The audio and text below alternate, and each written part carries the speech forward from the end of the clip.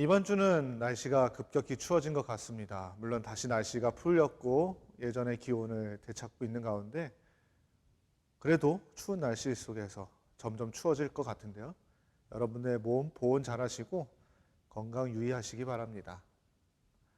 우리는 한 주간 빌립보서 2장 12절에서 30절 말씀을 같이 묵상하였습니다. 하나님의 흠없는 자녀로 살기 위해서 바울이 빌립보 교회 성도들에게 권면한 내용을 담고 있죠. 오늘 말씀의 적용의 대상은 빌립보 교회 성도였지만 이 적용의 영역을 넓히면 오늘날 이 세상에 있는 모든 그리스도인들까지도 적용이 됩니다. 우리도 마찬가지고요. 오늘 묵상 말씀을 같이 살펴보면서 하나님의 거룩한 흠없는 자녀가 되기 위한, 그렇게 살기 위한 다짐의 시간을 갖기를 원합니다. 첫 번째 질문입니다. 바울은 신자들이 구원의 완성을 위해 어떤 마음을 가지고 힘써야 할 것을 요구하고 있나요? 라는 질문이었습니다. 12절 하반부를 보면 두렵고 떨리는 마음으로 구원을 이루기 위해 힘쓰라고 말합니다. 바울은 왜 두려운 마음과 떨리는 마음을 가져야 한다고 말하는 것일까요?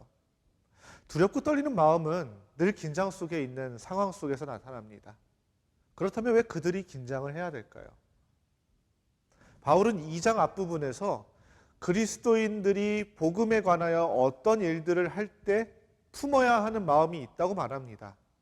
그리스도의 마음이죠. 그 마음이 무엇이냐면 바로 겸손의 마음입니다. 6절에서 7절 말씀을 보면 예수 그리스도는 원래 하나님이시지만 하나님과 동등됨을 여기지 않으셨다라고 말합니다. 오히려 인간의 모습, 곧 낮아진 겸손의 모습으로 죽기까지 순종하셨다고 합니다. 곧 그리스도인들이 품어야 하는 마음은 겸손의 마음이죠. 그런데 인간의 마음은 어떻습니까? 세상 사람들도 겸손의 마음을 미덕으로 삼을 만큼 우리의 인간의 마음은 남보다 내가 더 드러나기를 원하고 남보다 내가 더 높아지는 것을 원하는 그런 본성을 가지고 있습니다. 겸손이 아니라 도리어 교만해지려고 하는 모습이 우리에게 있죠.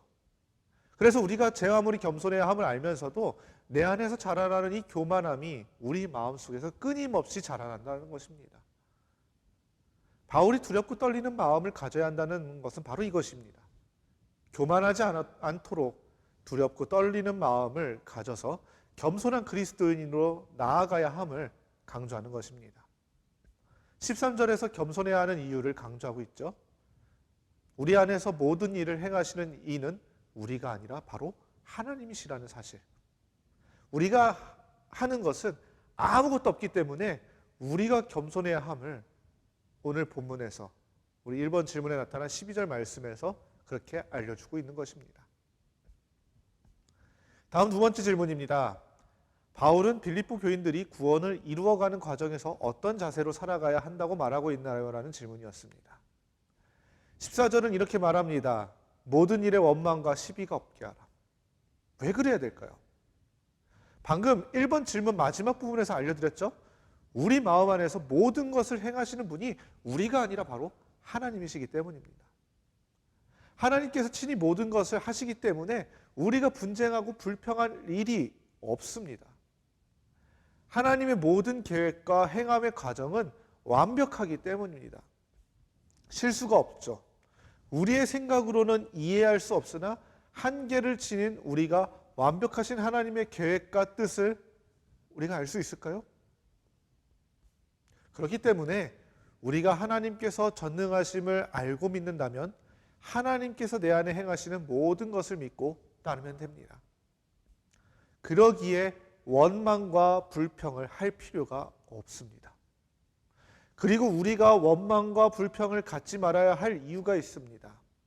15절 말씀을 보면 우리가 원망과 불평하지 않으면 그 누구도 우리를 잘못했다고 비방할 수 없다고 말합니다. 우리를 평가할 수 없죠. 그렇게 되기 위해서 우리는 어그러지고 거스르는 이 세대에서 빛과 같은 하나님의 자녀들의 모습을 보여야 합니다. 쉽게 풀이하면 우리가 모든 일에 원망과 시비가 없는 마음을 갖고 임하면 어느 누구도 잘못했다고 비난할 수가 없을 뿐더러 우리 역시 깨끗한 마음을 가질 수 있습니다. 하지만 우리가 살아가고 있는 이 세상은 어떨까요? 비뚤어지고 악한 성향을 가진 사람들이 많이 살고 있죠. 이런 사람들과 우리가 더불어 사는 세상에서 그들에게 선한 영향력을 행사하기 위해서는 그들에게 본이 되어야 합니다. 모든 일에 원망과 불평 없이 행함으로 이 모든 근원이 하나님으로부터 나옴을 그들이 깨달을 수 있도록 우리는 그렇게 노력을 해야 합니다. 그러나 여러분의 능력으로 그 일을 감당하려 하지는 마십시오. 하나님께 맡기시기 바랍니다. 하나님께서 내 모든 생각과 행동을 감찰하시고 움직이신다고 하셨으니 하나님께서 하시도록 기도하고 하나님께서 주시는 생각과 환경대로 움직이면 됩니다. 바울의 겉면처럼 모든 일에 불평과 원망이 없이 감사함으로 나아갈 수 있도록 하나님께 맡기는 여러분이 되기를 바랍니다.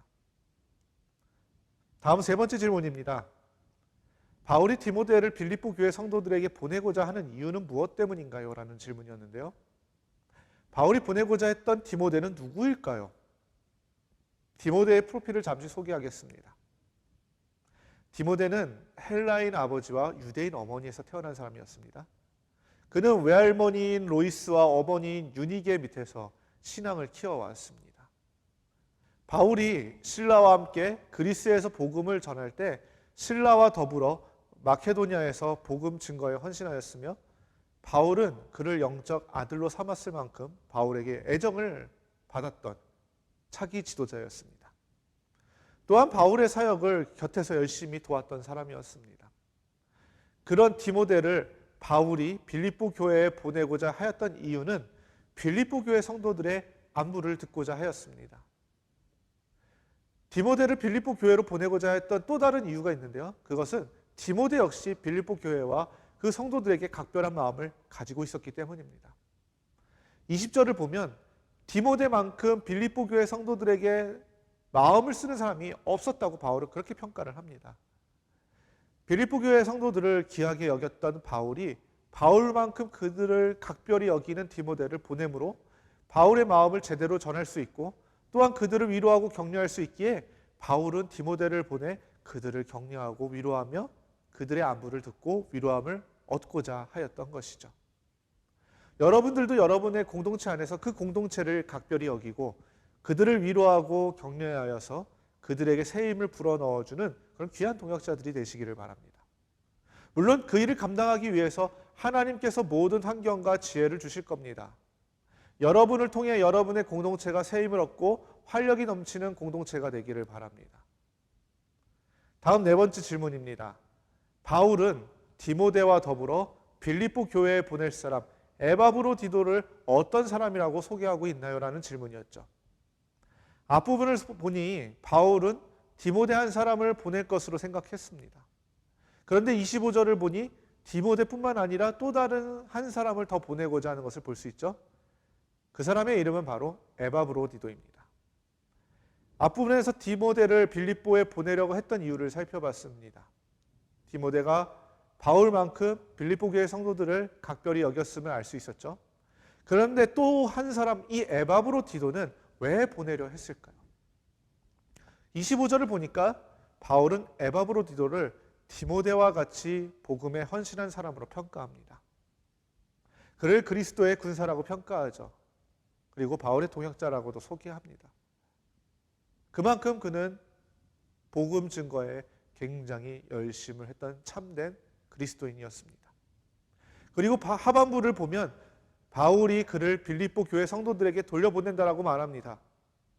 에바브로디도가 빌립보 교회와 연관이 있다는 것을 생각해 볼 수 있게 되죠. 실제로 에바브로디도는 바울의 사역을 돕기 위해서 빌립보 교회에서 파송한 신실한 성도였습니다. 그는 파송받은 후에 그 목적을 성실하게 수행하였죠. 그가 어느 정도로 성실했냐면 죽을 병이 걸릴 정도로 바울에게 헌신적이었다는 것을 30절에서 살펴볼 수 있습니다. 또한 에바브로디도 역시 빌립보 교회에서 파송받은 성도이기에 디모데만큼 혹은 그 이상 빌립보 교회를 향한 애정이 컸던 사람이었습니다. 그가 죽을 병에 걸렸을 때도 이 소식을 빌립보 교회 성도들이 듣고 근심할까 봐 걱정했다고 바울이 그렇게 말하죠. 그리고 에바브로디도가 빌립보 교회로 가는 그것을 바울의 편지를 그들에게 전달하러 가는 전달자의 일을 맡았기 때문에 바울은 에바브로디도를 빌립보 교회로 보내려고 했습니다. 에바브로 디도를 보면서 우리에게 적용할 수 있는 부분이 있다면 무엇이 있을까요? 바로 전달자의 역할입니다. 우리는 복음의 전달자들입니다. 에바브로 디도가 바울의 편지를 그들에게 전달하여 그들이 새 힘을 얻고 위로받을 수 있도록 헌신하며 나아갔던 것처럼 우리도 하나님의 말씀을 믿지 않는 자들에게 전달하여서 그들이 하나님을 알고 하나님께 나아갈 수 있도록 해야 합니다. 이것은 우리의 사명입니다. 뿐만 아니라 우리 공동체 안에서 더욱더 그들에게 새 힘을 불어넣어 줄 수 있고 그들을 위해서 기도할 수 있는 일꾼들, 에바브로 디도와 같이 하나님의 군사요 예수 그리스도의 형제가 되는 여러분들이 되기를 소망합니다. 마지막 5번째 질문입니다. 오늘 말씀에 기록되어 있는 것처럼 그리스도인이 세상 가운데 복음을 전하기 위해서 세상 가운데 빛이 되어야 한다고 말합니다. 우리는 삶에서 어떻게 주변 사람들에게 선한 영향을 줄 수 있는지 생각해보고 실천해 봅시다라는 질문이었습니다. 지난 시간 우리가 빌립보서 1장의 내용을 같이 살펴보면서 나누었던 적용점의 연속이라고 볼 수 있는데요. 우리가 하나님의 자녀이자 복음 전달자의 사명을 가진 자들로서 그들에게 복음을 전하고 그들에게 선한 영향력을 나타내기 위해서는 우리의 삶에서 나타나야 함을 다시 상기시킬 필요가 있습니다. 오늘 말씀을 적용해서 추가한다면 이 모든 일을 우리의 힘과 우리의 생각과 판단으로 하는 것이 아니라 하나님께 맡겨야 합니다. 왜 그럴까요? 앞부분에서 나눴죠. 우리의 생각과 행동을 움직이시는 분은 하나님이시라고 했습니다. 전능하신 하나님께서 하나님의 계획 안에서 그 모든 일을 나를 통해 하실 것이기 때문에 하나님께 맡기면 됩니다. 그러나 그렇다고 그냥 가만히 있는 것이 아닙니다. 하나님께 기도로 하나님의 계획 속에 내가 쓰임받을 수 있도록 내 생각과 내 환경, 내 행동을 지켜달라고 기도해야 합니다.